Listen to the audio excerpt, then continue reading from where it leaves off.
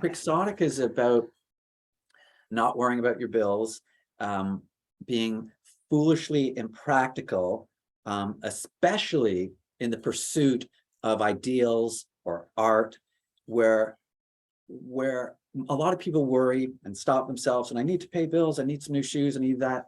A quixotic painter would have $10 and have the choice of either getting a meal or some blue paint. He would use his last $10 to get blue paint. The painter who spends the last $10 on blue paint and then goes and paints this beautiful thing that not only makes them feel great, that they could later sell if they wanted to for $1,000. And now they could go buy more food with $1,000. Exactly. It's Johnny Late Night! And now here's your host, Johnny Rogers! Welcome back, everyone, to the Johnny Rogers Show, episode number 61. My guest today has been tirelessly working in his home studio, honing his songwriting and production skills for over a decade. He sings, plays guitar, plays bass, piano, and drums, and also produces everything himself. Playing piano since the age of 4, it wasn't until he was shown his first guitar chords by a friend at age 12 that the fire to pursue music was lit. At the age of 17, he dropped out of school to start touring and never looked back. He played all over Canada, US, UK, and Europe with a number of musicians and bands including Paul Humphrey, Sara Craig, Nicolette, Chunko Funk, The Stars, The Suns, Creature, Kong, and Snipejoint. He also doesn't rely on machines or music samples. He works with real people playing real instruments to create lush, evocative, deeply human sonic-scapes, all with a fresh modern pop aesthetic. He's got a new EP available on all streaming platforms called Come and Get It. Ladies and gentlemen, give it up for my friend and yours, Harkness. Sure. For the people watching on Twitch, they get to watch all the behind the scenes. That's why you joined the Twitch stream. You get to watch me setting up the conversation. But Harkness, we got connected through Ingrid, and then Ingrid got connected to me through Sean Sirianni, who is a creative imbalance, who is a good friend of mine. I've had him on the podcast multiple times, and I always like, because usually with my podcast guests, I'm picking people that like I've worked with before, or I've met, or a couple times I've reached out to people. So it's always interesting sitting down for these conversations when it's like we're going to be talking for an hour and this is the first time we're meeting. Like I love that because it's a totally different flow. But I dove into your music, and man, it's just like, it feels like everything, whether it's music or trends or culture or fashion, everything of the last like 100 years is all trending at once. Like bell-bottom pants are back. Like people, Blink 182 is touring again. Like it, you know what I mean? Like, and your sound, like I was like, this is like a modern day Beatles. Like you have that, like I can hear the influence, and I know. I know on your website you said that you would often, like, your influences were Prince and Todd Rundgren? Yeah, that's part of it. I haven't heard Todd before. Obviously, I know Prince, but and then I saw that you like listening to like John Lennon, Stevie Wonder, Chicago, The Carpenters, Billie Holiday, Miles Davis. So I could hear all of those influences in the music. But like, when did you start? Like, when did you? Because you come from a very music background, right? Like it says your parents were both musicians as well. So I imagine just naturally they wanted you to be in that, or was that something that you just like latched onto? I feel like I didn't have a choice in the matter. It was one of those environments where my dad played a variety of instruments, so he'd be playing around the house a lot, so that was always happening. And then he'd also be sitting at the piano arranging for his little orchestra that he had.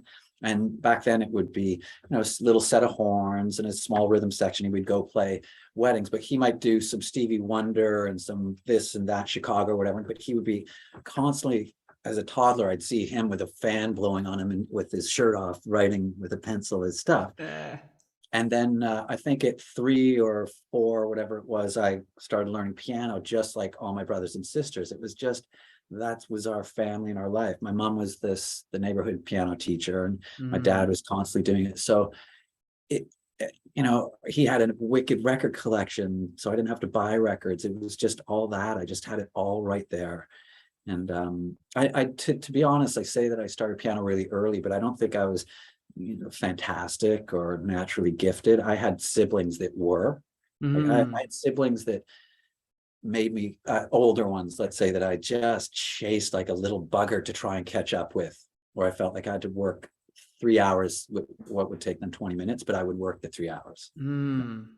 Yeah, I feel like for skill building, a little healthy competition is not always a bad thing. It kind of puts you in Absolutely. that race mode where there is Yeah, really no rush to learn these things, but like by applying that time sensitive nature, you've suddenly like gotten so much better at something in even a shorter amount of time.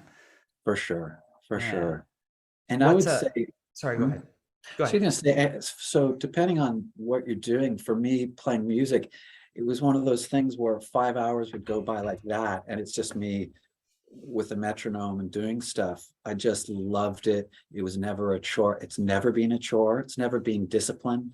Discipline has never come into it. At least my definition, it's never been difficult. It's just been just like breathing, right?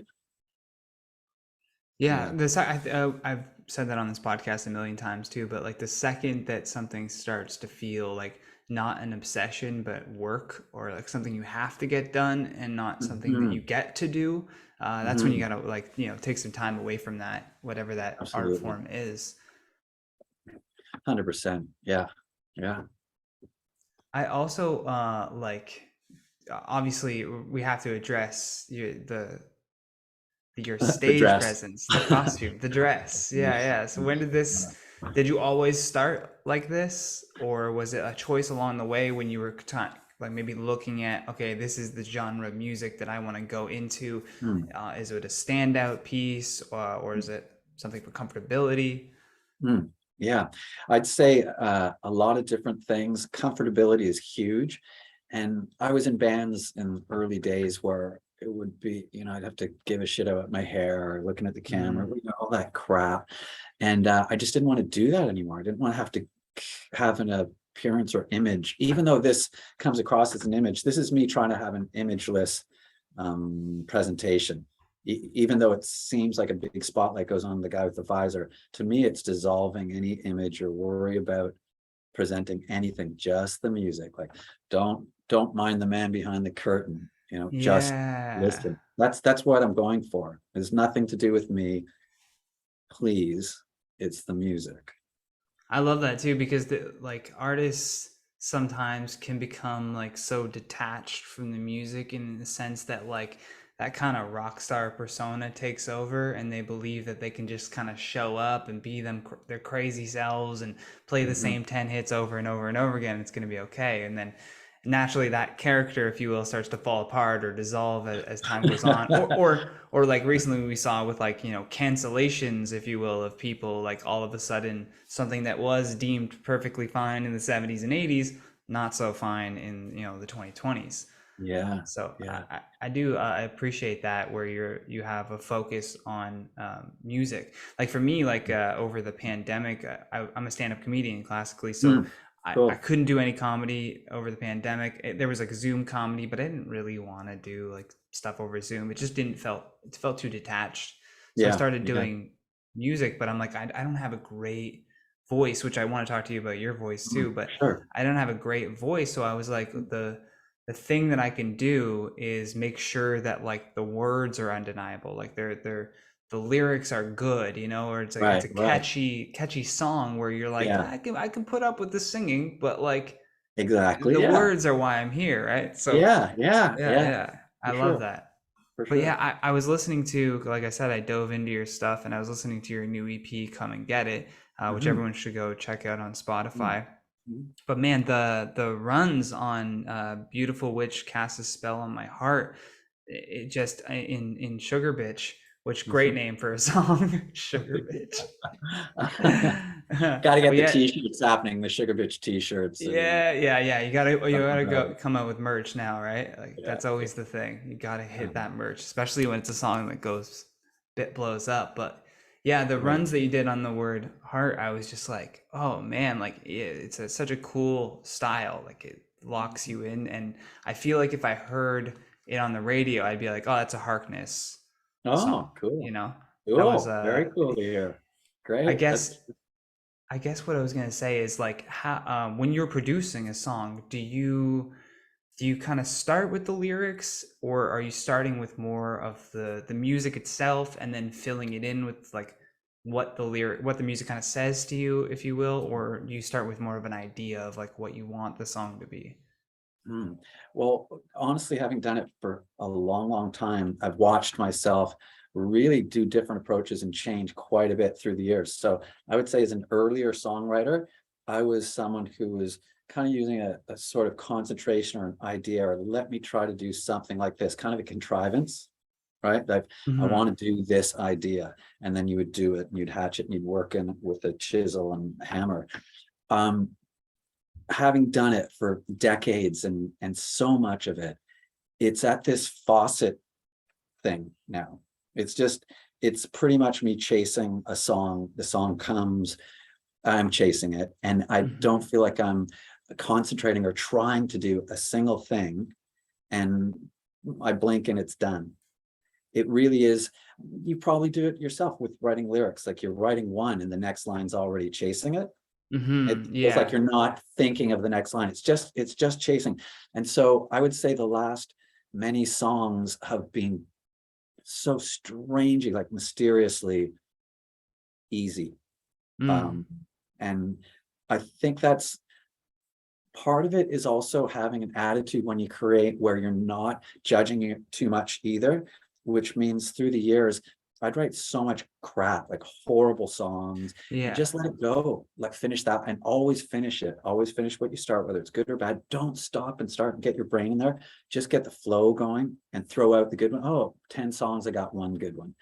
But I Yeah. think Yeah. I got this thing going in my brain where it really is an open tap without judgment. So that's why they come so fast.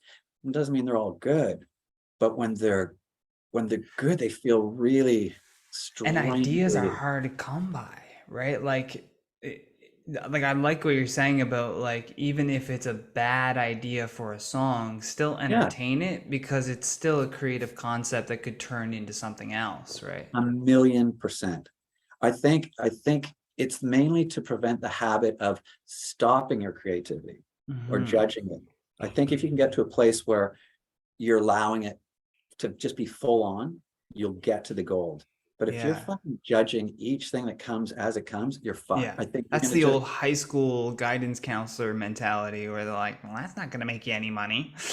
exactly all It's that stuff. that little yappy voice in the back of your head that's like, well, that doesn't sound very good. It's like, give me a second. Just let me play around with it a little bit.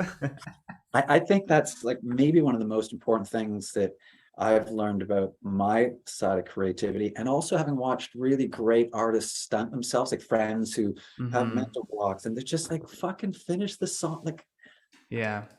and then move on. Really Yeah, important. fighting a mental block's one of the hardest things. Like, I think if there's a lot of creatives that are watching this conversation, I feel like a valuable piece of information, if you even have a solution for it, is like if you experience writer's block, because I know we all do, what are you doing to combat that? Is that a signal for you to maybe step away from the material for a bit? Or do you have like a method that you implement when you're feeling that kind of like the faucet's off, you know what I mean? Like the water's shut off today, the pipes are being worked on, the ideas just aren't coming through. You're thinking about bills, you're thinking about, God knows what else. It's I swear to God, it's hard for me to remember that. I That's swear, amazing. No, that's great to I hear. swear to God. And I I just I think it's that same attitude of who's blocking it? What's the block? Mm-hmm. Is it some form of yourself getting in the way? And I've got this whole, walking in the park, no self, writing songs, no self. And it really allows for this open creativity that I'm trying to think of writer's block and lyrics and things like that. So, a lot of times the lyrics and melody and all sorts of things come together, but maybe I only get the first verse and a chorus, Mm-hmm. and I still need those second ones. What I would say is that sometimes I'll find that it's not right there immediately, and then I just don't. If it's not coming, I don't try. I think the whole Yeah. fucking thing is don't try. Because as soon as you're Yeah. trying, something's tight. Yeah, So yeah. I'll walk, if it's not flowing, I'll walk away, make a sandwich, go for a walk. And then you're in the shower and it's coming like, oh, where's the pen? I It's think, always in the shower. yeah, exactly. But I think banging your head against the wall isn't the solution.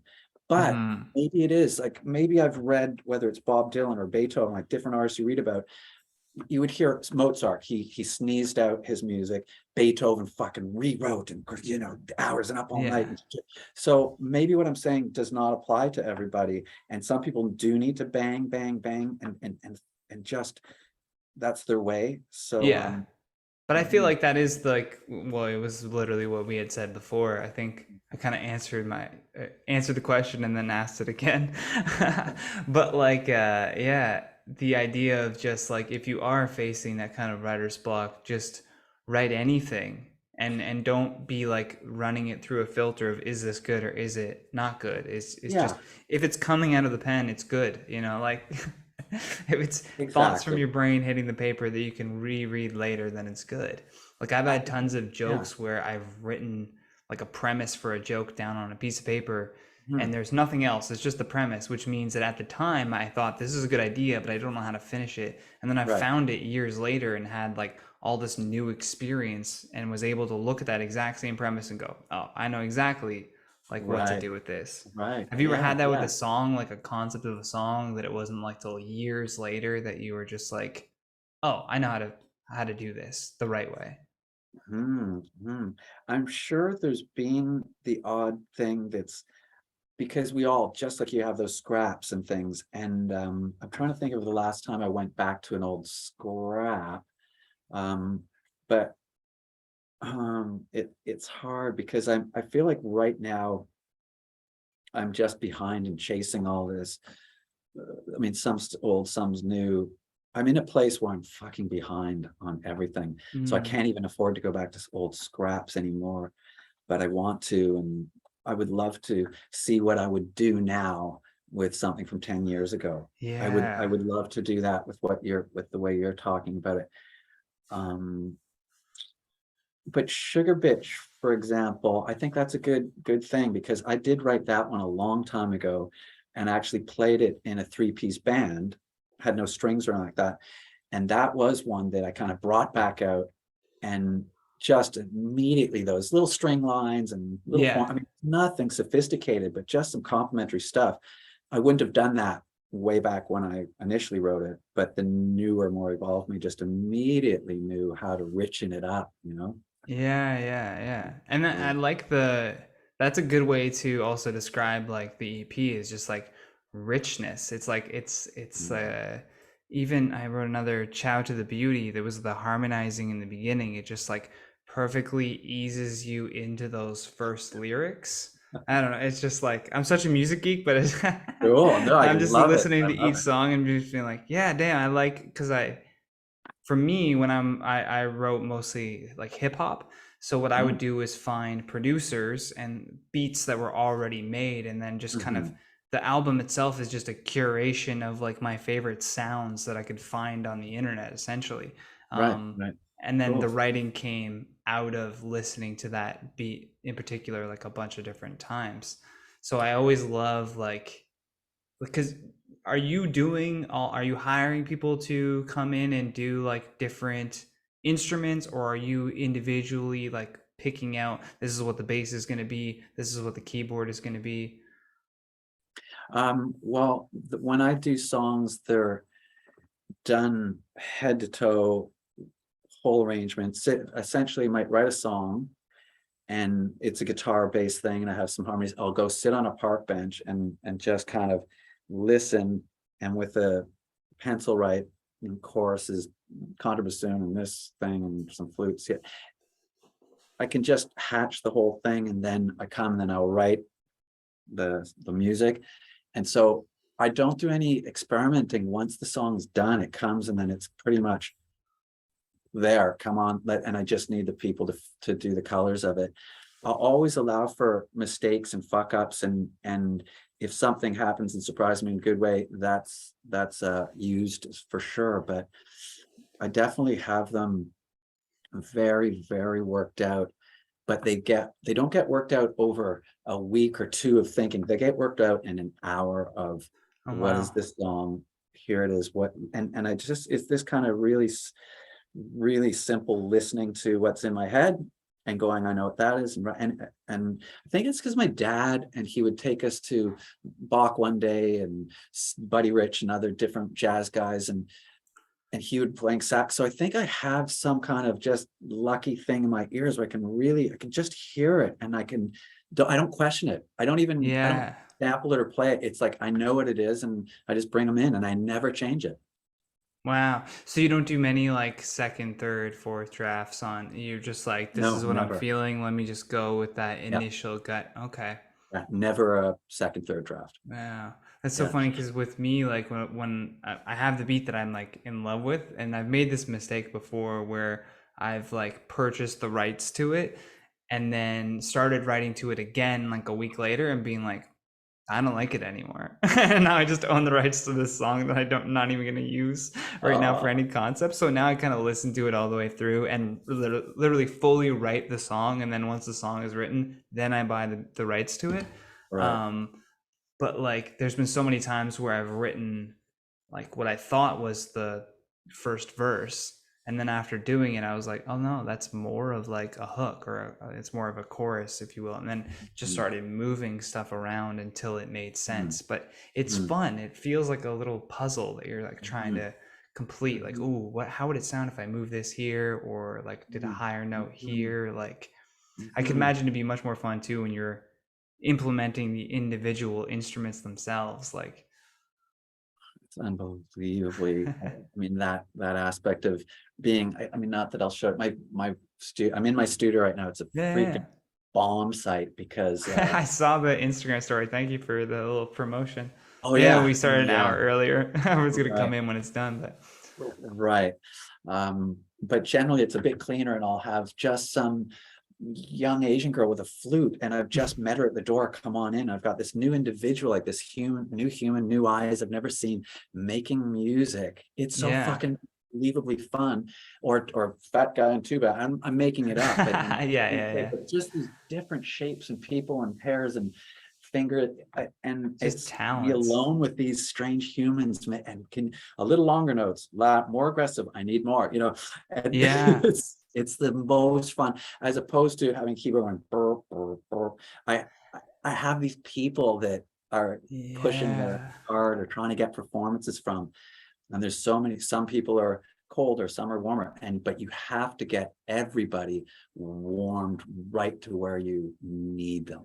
And that's Yeah. part of the fun. But I wanted to ask you, your songwriting, is it comedy based? Are you using your comedy chops in your writing? No, I decided to take, like, it was a way for me to be like funny, but the thing that I love about hip hop is those super niche references. The ones where Right, you right, have to right. Yeah. really, really know what the person is saying to Oh, get the right, connection. And then it right. just hits Oh, on like Inception, like on so many different levels, it kind of hits yeah. you.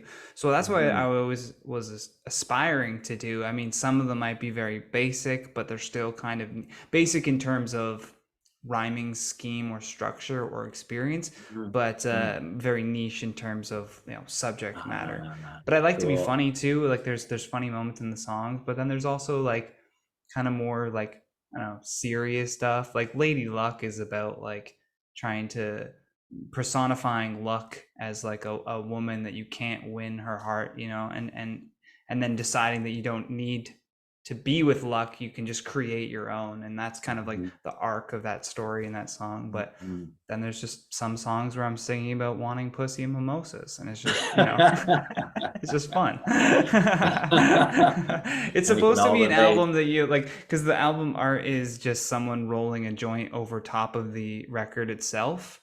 Right.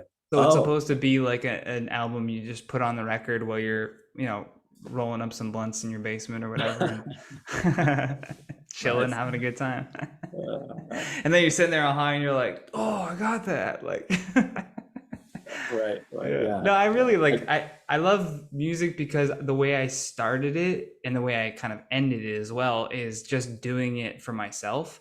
Like mhm, mhm. I had already gone so hard with stand-up comedy where it's like I moved cities, I moved to Toronto and like chased it there for so long, and then moved to Ottawa to be closer to family. But like I was so concerned with like I need to get signed, or I need to like build up this hour so I can get an album so I can tour with it. It was all business related attached to it. But for music, I'm like, this is just for fun. I don't want to get signed by a label. I don't want to tour with this album. It's just to get it off my chest and out of my head, and then I can move on with my life. Exactly. Yeah. Do you find that because of that you're flowing in a different way with the music, or that it's more relaxing, or not relaxing, but intense even? Yeah, there's less pressure on everything, right? Like, and because I'm not like with a label, nothing has to get like pre-approved. The way I started was I'm gonna like, because I was always scared of what people thought of me. That was always the fear, right? Like, what are people going to think if I do X? And that would prevent me from doing a lot of things. And I started to think like, I hate that. I have this like filter that's almost non-existent. Like, whether you like it or not, someone somewhere is always going to be judging you for what you're doing. And you can't control that. So why care then? So what I did though is I would make a song, first song ever, put it on SoundCloud. Then like I have an album up there called Crown the Clown, and the list of the album is literally, you can listen to my first song ever, my second song ever, my third song ever. I just would make it and put it out. Then the next day I would make another song, put it out. And I'm like, this is great. I'm listening to all these like artists complaining about like their record label not giving them like clearance on a sound bite that they used in it. And I'm just throwing shit in, and I'm like, I'll deal with the copyright later. Like, I'm not an industry. I'm just a guy. Like, right. Yeah. What money are they gonna get off my 10,000 plays or whatever it is? If you get that. I mean, yeah, if you get that, right? Congratulations if you got it. But yeah.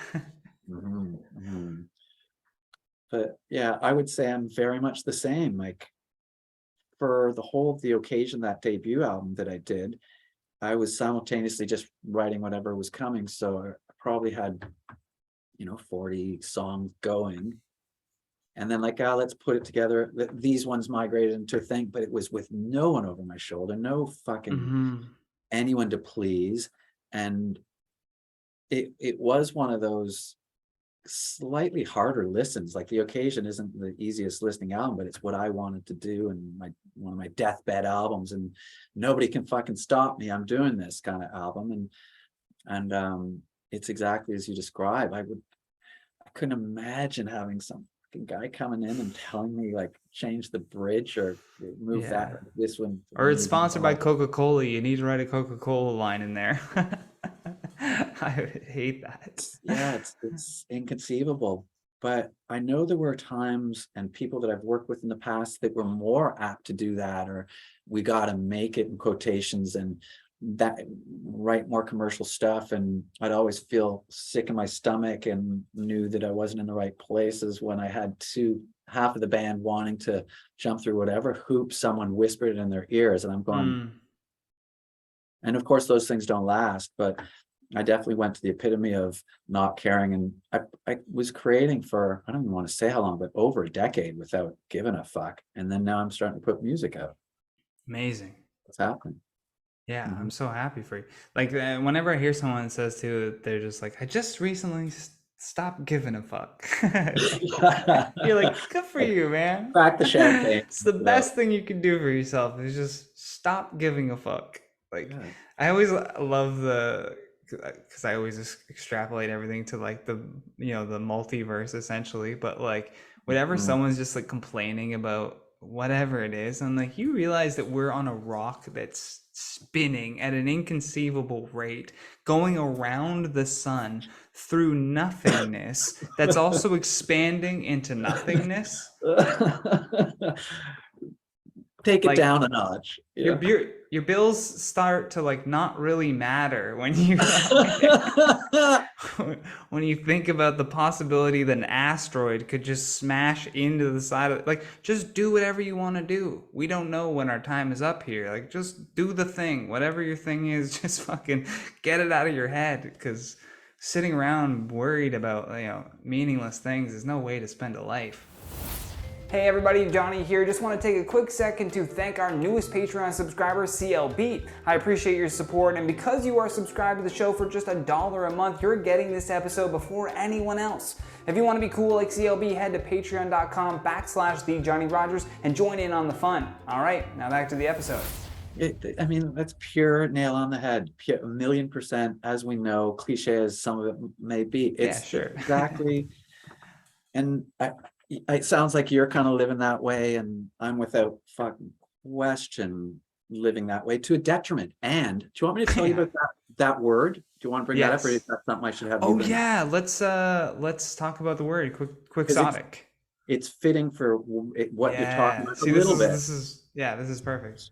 Sort of. So Quixotic is about not worrying about your bills, being foolishly impractical, especially in the pursuit of ideals or art, where a lot of people worry and stop themselves, and I need to pay bills, I need some new shoes, I need that. A Quixotic painter would have $10 and have the choice of either getting a meal or some blue paint. He would use his last $10 to get blue paint. Completely foolish, impractical, but he wants to paint, and it just doesn't matter. Quixotic is like this blind, starry-eyed idiot. It just has to do what he has to do at all costs, and often there's train wrecks of life around you because you just will spend the last money you have on a guitar string rather than food, not for your baby, but let's just say, of course, within reason. Right. Yeah. No, I totally understand what you're saying. Yeah. Like just the idea that there's it sounds absurd to people who are like, well, you need to pay your bills. You're like, obviously we're saying that. We're saying though, don't make that your primary end goal in life is to make your bills and then keep, if you have the painter who spends the last $10 on blue paint and then goes and paints this beautiful thing that not only makes them feel great, that they could later sell if they wanted to for $1,000. And now they could go buy more food with $1,000. Exactly. And that's the foolish part, is that the Quixotic idealistic nature of feeling that this pursuit of the painting or the music is so fucking damn important. And it will get you that, not that you're attaching material things, but it's just so blindly important. It's just, that's it. That's just, everything else will do is fall in place. And as an artist, you kind of want a little pain in your life. Like, it does suck to obviously go through, but like some of the greatest artists that you can look through, all the greatest artists of history, they all have one point in their life where it was like the craziest, hardest thing that they had to overcome. And then that they kind of used that to inform their art. And it wouldn't have happened otherwise if they hadn't gone through that very traumatic event, let's say. It's unfortunate, but it's interesting that the two are so intertwined. Unless you're making like party beats where you then maybe a good night out informs your music, right? True. But the memorable ones are always the people with trauma in their life. Damaged goods. But I want to ask, because I have a couple like curiosity questions, I like to call them as well. Sure. What is like your dream venue to play in? What would be the place that you'd be like, that's my ultimate goal? Massey Hall in Toronto is a dream venue because I've seen so many fantastic shows there. Sounds so good. I've had so many incredible experiences there. I saw Prince, for example, in Massey Hall. Wow. In his prime, whatever version of him. And oh my God, it was unbelievable. It was just and it was from the moment the needle went on, the moment he got on stage, it didn't make sense. Like, it was like, boom, like, holy shit. It's like being on one of those new roller coasters. Yeah. What is this? Like, but it was that intimate environment that you couldn't, wasn't like being in the back high or whatever, and you're kind of in and out. It was like you are fucked up because you have nowhere to go. So it was like a perfect size to blast the hell out of people's souls, right? And the sound is so beautiful in there. Would I not love to play in Rio to 1,000 people singing with their accent "Sugar Bitch"? Yes. Yeah, that would be Did I say 1,000? fantastic. I meant 100,000. I don't know. 100,000. Yeah. 100,000 beach balls. That's isn't it all of our dream? And I see it happening one day, man. Yeah, man. Bring that It's manifest destiny, right? That's why I like these questions too, because it makes you like, it's maybe something you've thought about, but the second, I believe at least, the second that you start speaking things into existence, whether good or bad, those things are gonna come true. Like anytime someone's like talking shit, I'm like, you need to stop you need to be careful with this negativity, my friend, because this is gonna come right back around. Let me ask you this on that same thing about talking shit and or bringing manifest destiny with your mouth. Do you ever feel that even your thoughts in the elevator with the person beside you are affecting the molecules? Are you ever on that? Like, is that seems Oh to be yeah. Like it's just like it's undeniable that there is like an energy that exudes from every single person. Like palpable. Like, why is it that like there's some people that can walk into a room and everyone turns their head? There's a reason for that beyond just like our definition of social status or what have you, right? Like there are some people who just like have an energy about them. Even if you like, you could look at somebody and just tell that they're having like a bad day or a bad life even, you know, like they carry that with them. Again, beyond appearance, it's like you can feel it off of them without any words. You're like, oh, this person's not in the best place right now. I'm like, I can really like take that in a little bit. No, 100% I believe that. For sure. So I'm also like careful around the people that I keep with me, because I find I'm very impressionable like that too. Like if there's somebody around me that's always in a bad mood, I'm just suddenly in a bad, like, and then I'll have to like question myself, like, are you actually in a bad mood right now? Like, you've never complained about this before, but all of a sudden it's a problem, you know? It's like, oh damn, I'm that like impressionable. Yeah, I think choose your friends wisely, or I don't know. There's probably some cliches out there about. You are there's a million of them. One of my favorites is like you're the sum of the 5 people that you surround yourself with the most. Absolutely. And so if you're hanging out with 4 dummies, you're going to be the 5th. Like, absolutely. 4 negative people, you'll be the 5th. Here's the thing, at least for musicians it's applicable, maybe for comedians, but music feels a little more measurable to me than comedy, but you would do it differently. All I mean by that is that you're a 15-year-old guitar player, make sure you're hanging out with the 18 and 19-year-old guitar players, right? Period. Get your ass with the older guys. And so I was that too. I had the older brothers, and I always was surrounded with guys who were better than me. Oh my God, like just and claw your way up and keep on finding those better people. Don't be the fucking king of your basement. No. That's no way to live. I think that was massive in my development, was that sense of competition that you talked about, but making sure that I wasn't dominant, making sure that I was always the underdog in most rooms until I wasn't, you know, and then move on to another room where there's better guys or whatever. Yeah. And it's the way to do it. The letting the art speak for itself is like one of the biggest things that I've learned over the years of being a stand-up, especially, is in the beginning when I was like doing well, or what I thought was doing well, I was getting laughs on stuff. When you're early in comedy, you're getting laughs, but I don't think that there's like a direct correlation in your head to like, I know why that made them laugh. You just think that it's like the words that you wrote, and then later on you start to realize like, oh no, it's actually how I set it up, or it was like the reference that people are laughing to, and that's only after like countless sets, right?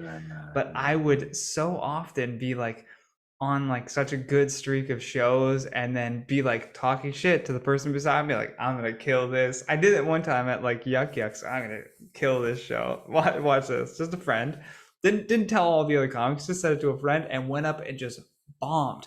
Joke after joke after joke. Just was it. And the worst type of bombing is not booing. People think it's booing or heckling. It's silence. A silent room to a comedian is death. When you're not getting any reaction out of them, you're like, oh, okay. Well, I need to just go take myself out to that alleyway now and have a cigarette and process my life choices up until this point. But no, it's like, so now I'm just very much focus on the words, focus on like what's happening in the room, do the thing. Don't set like this insane expectation for yourself. Truly just let the art that you've worked hard on, you've worked hard on it, let that speak for itself. And that's a huge part about this and what I'm wearing is getting the F out of the way and really just being a passenger to the tunes rather than trying to like you force the laughs or whatever. It's just, go with the wind or whatever. But I wanted to ask you about comedians and how you describe that. You must have researched other comedians and interviews. Have you read about some of the legendary, incredibly funny people bombing too? Do the producers also have the crickets out there too? Yeah. Like Bill Burr, the reason why, I mean, there's many reasons why Bill Burr became as famous as he is now. Obviously, like all of the shows that he's worked on, he has very successful Netflix specials. But his first kind of like viral moment was him coming out to a crowd in Philadelphia. And they were just terrible. You could hear them screaming and booing, and he's trying to do his material. It sounded like an open air festival. Like it didn't sound like it was in a comedy club at all. There's no video, there's only audio of it online. And instead of being scared in that moment and trying to do his material and getting flustered and thinking that the material is not working, he decides he's going to talk directly to the crowd. And he just starts just roasting Philadelphia. Just your stupid Liberty Bell. Like he's just going in. The Flyers haven't had a good team since '86. Like he's just going in on like the whole city. And then all of a sudden they start laughing. They're like, this guy's making fun of us. Like he's doing what we're doing back to us. We're making fun of him for standing up there and trying to tell his stupid jokes when really we just want like engagement, like talk to us. Right. But that's not something that can be communicated to a crowd. You know what I mean? Like the crowd can't be like, can you pass this letter to the performer? Yeah. They'll just boo you. He picked up on it. He picked up on it. But again, that's years of experience. And like, I've heard countless stories of just like the greats. Just the greats just being humbled. Like Mitzi Shore, who ran the Comedy Store for so long, she was famous for setting up a lineup so that the acts that she believed in, that she thought were going to make it, she wanted to set them up for failure and see how they handled it. So like you would have Martin Lawrence or somebody, right? Like the prime of his stand-up comedy career. He's just killing every single show. And then she'd put like Joe Rogan on after him. So Martin does his like set, like 25-minute set or whatever, and people start leaving because they think the show's done. They're like, this guy's the headliner. And Joe has to come out, however old he was, in his early 30s, and try to like keep these people in the room because the shows would go to like 2:30, 3 in the morning, right? He was just the 11 p.m. slot. Right. And that's the interesting thing too about the Comedy Store is there's just these degenerates that just kind of revolve in and out of the comedy club, and the shows just don't stop. They just keep going from 8 o'clock to 2 o'clock. It's just like 20-minute sets all the way, and you'll see like so many insanely like huge celebrities. I think one night there was a crazy lineup where it was like Jim Carrey, Dane Cook, Eddie Murphy, David Spade. You were like, how is this all in one lineup? And it's just because they live there. But even those guys will get like bombs because when they perform at an arena, when, name your comedian, Dave Chappelle performs at an arena, it's all Dave Chappelle fans. But if he just shows up to a comedy club and they're there to see Kevin James or Fluffy, like they're not going to be ready for, Dave to be talking like his philosophical jokes. Yeah. So I think comedians like to try to they almost try to set themselves up for failure so that when Mhm. failure actually strikes, they know how to handle it. Mhm. Mhm. Yeah, we're Yeah. I sadists think like that. I think music is kind of the same, and whether you do it on purpose or not. I've Hmm. definitely found, especially this, like wearing this, for example, you walk in, you're opening up for somebody else's crowd or something like that, whether it's a lot of people or little people, you walk up there and they haven't heard your music, they see you like this, they're all ready to roll their eyes or Yeah, start talking the or something classic, like who that. does this Like, guy think he is? but I love that. And it's like, Yeah. get ready, you motherfuckers. I'm gonna do you in. And it doesn't always work out that way, but sometimes it does. And you can, because you can feel, you do the show, the record release, and all your friends are there. The moment you walk on, it's warm bath water and love, Yeah. and they're buying the shots on the stage, and Yeah, yeah. but these other ones, it's this palpable different cross-armed energy out there. Like it feels like Oh, 100 people with crossed arms, and you're like, yeah. I love it. I love that equally. I mean, Yeah, gosh, that I don't want to have to deal with it forever, but it's definitely happening. but it prepares you for those moments. You become, I think, less bothered by them. If you do have a show where it's 85% your fans and you've got 10 people that are all crossed arm, you're like, I know how to turn these people around. I'm just gonna Yeah. play this song and they'll be up out of their seats. Like I've been there before. I've slayed that dragon. Yeah. Um, It's I know you're important. planning on. You said you're planning on touring soon. You're going to the UK. Well, yeah, the UK thing is related to the documentary film. I don't know if you know about the documentary film Yes, that's yeah. Ingrid filled me in a little bit on it. yeah, so Storyline Entertainment, which is a production house, has gotten behind this incredible director named Masha, who I met pure, you're talking about luck and Lady Luck and all Yeah, that kind of stuff. I think for me, luck has a lot to do with perseverance too. It's almost like they go hand in hand.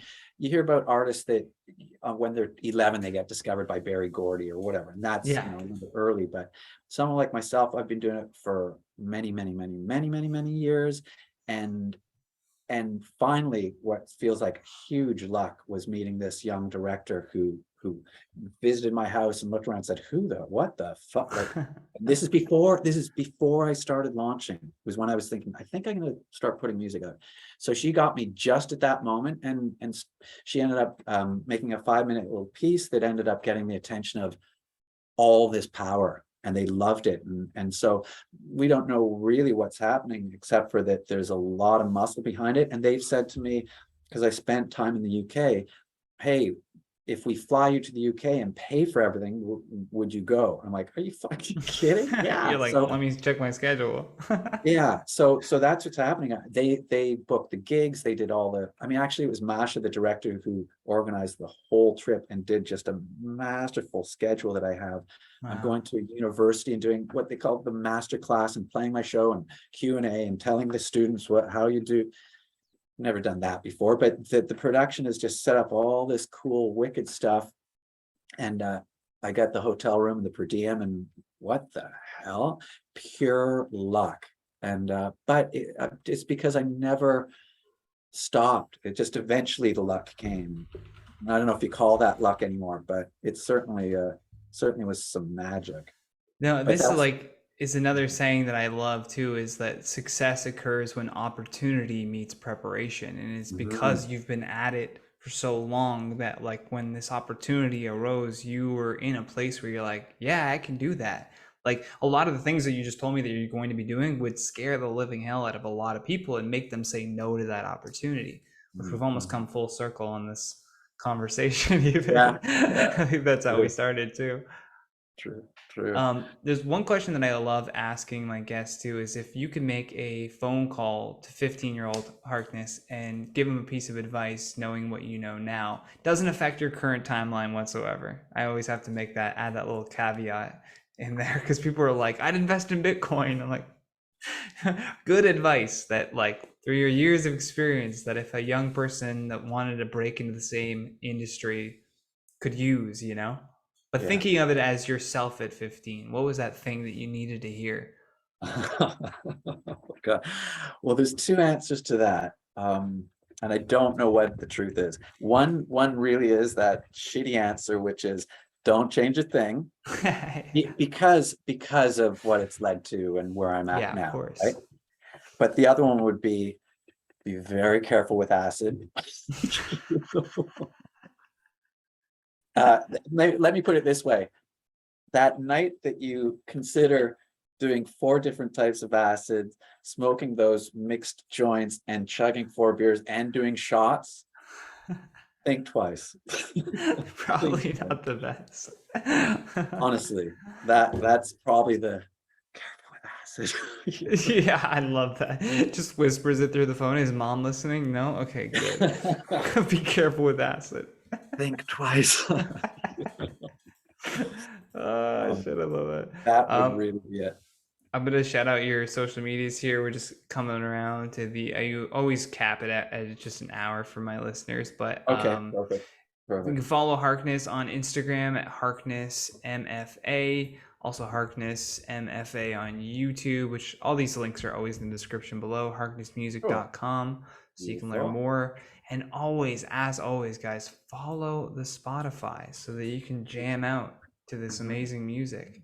You get alerts when the new tunes drop. Exactly. Is there an album that you're like thinking about once this documentary is done? Are you going even harder into music? Are you looking at like an hour length or 30-minute length album? So yeah, I mean, the next album is all written and I've got 2 more songs to finish, and this 4-song EP, all 4 of those songs will be on the album. I'll do vinyl and all that kind of thing. And unlike the previous album, which has some real hard chews, some heavy, it's 8.5-minute long, where the hell are we going? The next album is what I would call like a Harkness jukebox. It's going to be all nugget, and it's all written. I just have to finish a couple songs. So that's probably early 2023. The album after that's written, the album after that's written, and then a double album's written. Do I do all that? I don't know, but that's already done. That's fantastic. Not all recorded. Lots is recorded and lots is half recorded and bits and pieces, and it doesn't mean that any of it's any good. We'll see. I'll throw it against the wall and see what people think, but I also have to be open to the new stuff, so we'll see. But definitely I already have the song list of the album's actually going to be called Chow to the Beauty, even though that's on the EP. Oh, nice. Yeah, no, I like that. That's a good idea. Yeah. And just did a photo session the other day at Edwards Gardens with some crazy stuff for the promo and maybe the album sleeves. And so we're ahead of it, we're nice. Yeah, you've got the packaging already done. You hear that, people? There's new music coming. Like I said, make sure you hit that Spotify. I guess it would be over here. Where's my hand? I love to try to be imagine somebody watching us in these little YouTube boxes here. Right. Yeah. Thank you so much though, man, for making the time. It was really great meeting you, and I'm sure I'll have you back on the podcast again, maybe after the documentary is filmed, and we can promote that and push that out for people to go see it. Yeah, it was a pleasure. I really enjoyed chatting and some of the belly laughs you gave me, and I'd easily have a beer with you, brother. Awesome. You're in Toronto, right? Yeah. I have tons of people in Toronto, so if I come up for some shows, I'll hit you up for sure. Yeah, look me up, man. All right, everybody, hit that like and subscribe button. Have a great night, Harkness. Okay. Bye, man. You've been listening to the Johnny Rogers Show. New episodes air every Sunday at 7 p.m. Eastern Standard Time.